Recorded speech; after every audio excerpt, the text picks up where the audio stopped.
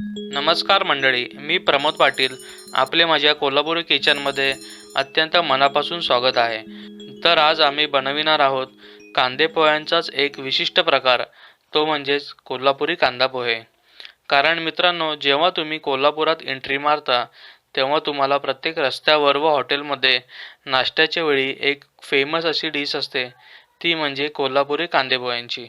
आणि ती बनवण्याची रेसिपी देखील थोडीशी वेगळी आहे. ती मी आज तुम्हाला माझ्या कोल्हापुरी किचनमध्ये दाखवणार आहे.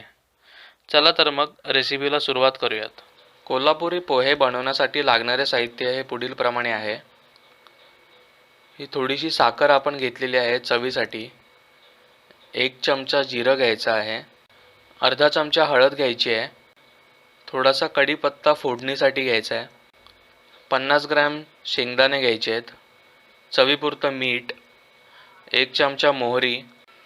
लिंबू आपल्याला डिश सर्व केल्यावरती त्यावरती पिळून घेण्यासाठी लागणार आहे. 2 हिरव्या मिरच्या बारीक करून घेतल्या आहेत. 1 टोमॅटो बारीक चिरून घेतला आहे. 1 बटाटा चिरून घ्यायचा. 1 मोठा कांदा बारीक चिरून घ्यायचा आहे अशा प्रकारे. आणि थोडंसं खोबरं आपण किसून घेतलेलं आहे डिश सर्व केल्यावरती त्यावरती टाकायला. हा आपण बारीक शेव घेतलेला आहे गार्निशिंग करताना दाखवण्यासाठी. आणि थोडीशी कोथिंबीर. आणि हे 200 ग्रॅम पोहे घेतलेले आहेत आपण. ते आता आपण स्वच्छ धुवून घ्यायचे आहेत. आणि हा जो चमचा दाखवला आहे त्याच्या मापाप्रमाणे आम्ही हे साहित्य तुम्हाला सांगितलं आहे. तर आता हे आपण पोहे भिजवून घेणार आहोत, स्वच्छ धुवून घेणार आहोत आधी.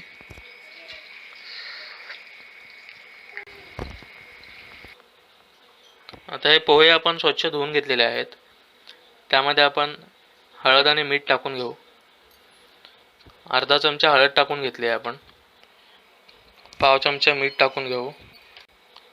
आणि थोडीशी साखर सुद्धा टाकून घेऊ आपण यात चवीसाठी. आता हे पोहे आपण चांगले मिक्स करून घेऊ.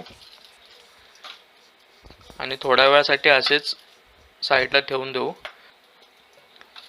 साखर सुद्धा याला व्यवस्थित लागेल आणि मिठामध्ये चांगले मुरतील देखील.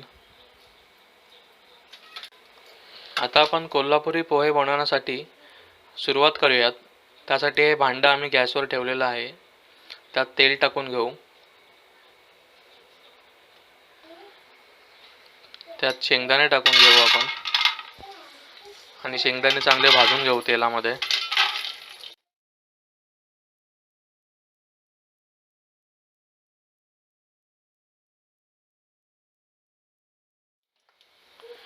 शेंगदाण्यांवरती आपण थोडं मीठ टाकून घेऊयात जेणेकरून त्या शेंगदाण्यांना चांगलं मीठ लागेल.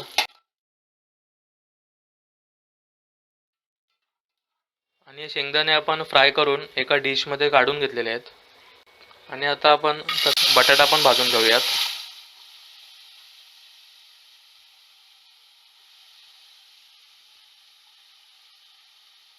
बटाटा पातेल्यात टाकताना थोडी काळजी घ्यायची आहे, तेल उडू नये याची.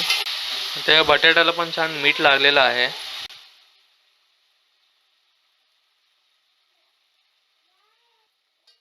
आता बटाटा आपल्याला थोडा शिजवून घ्यायचा आहे. त्यासाठी आपण यावरती झाकण मारू.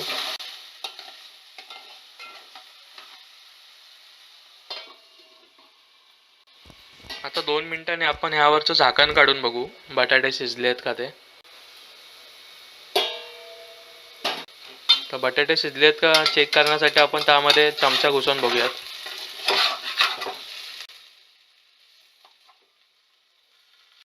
चमचा आपला जर इझिली त्यामध्ये घुसत असेल तर समजा बटाटा शिजलेला आहे. आता आपण हा बटाटा एका प्लेटमध्ये काढून घेऊ. आणि बटाटे आपण एका डिशमध्ये काढून घेतलेले आहेत. आता आपण याच टोपामध्ये फोडणी देऊन घेऊ, ज्यामध्ये आपण बटाटे आणि शेंगदाणे फ्राय केले होते. 1 चमचा आपण मोहरी टाकू. जिरं टाकून घेऊ. कढीपत्ता टाकून घेऊ. त्यामध्ये आम्ही 1 मिरची टाकलेली आहे. तुम्हाला जर पोहे तिखट हवे असेल तर तुम्ही मिरचीचं प्रमाण वाढवू शकता.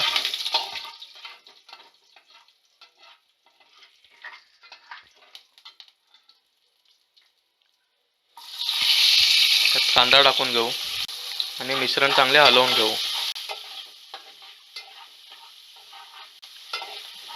त्यामध्ये आपण टोमॅटो टाकून घेऊ.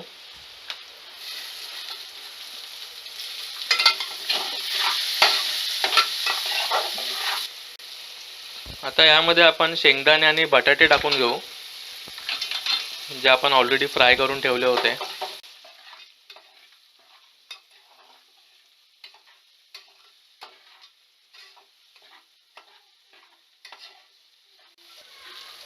आता यामध्ये आपण जे पोहे भिजवून ठेवले होते ते टाकून घेऊयात.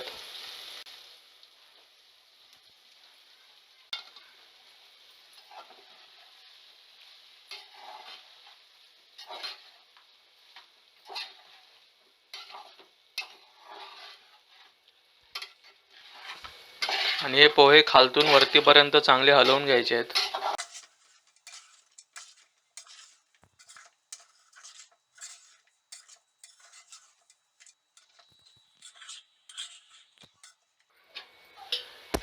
आता यावरती आपण 2 मिनिटांसाठी झाकण ठेवून पोहे वाफवून घेऊ. आता आपण हे 2 मिनिटांनी झाकण काढून चेक करू.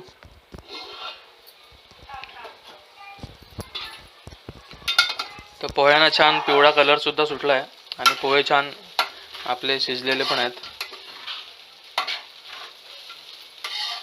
त्यांना छान वास सुद्धा येतोय. तर आता आपण गॅस बंद करून घेऊ आणि पोहे सर्विंग डिशमध्ये काढून घेऊ. तर मित्रांनो, अशा प्रकारे आपले हे कोल्हापुरी कांदे पोहे तयार झालेले आहेत. कोल्हापुरात जसे कांदे पोह्याची डिश आपल्याला मिळते तशा प्रकारे आपण कांदे पोहे बनवायचा प्रयत्न केला आहे.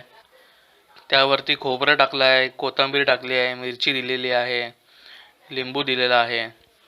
आपण पाहू शकता हे दिसायला पण छान सुंदर दिसत आहेत त्यावरती शेव टाकल्यामुळे. तर आता हे पोहे आम्ही खाणार आहोत. चला तर मग, गुड बाय.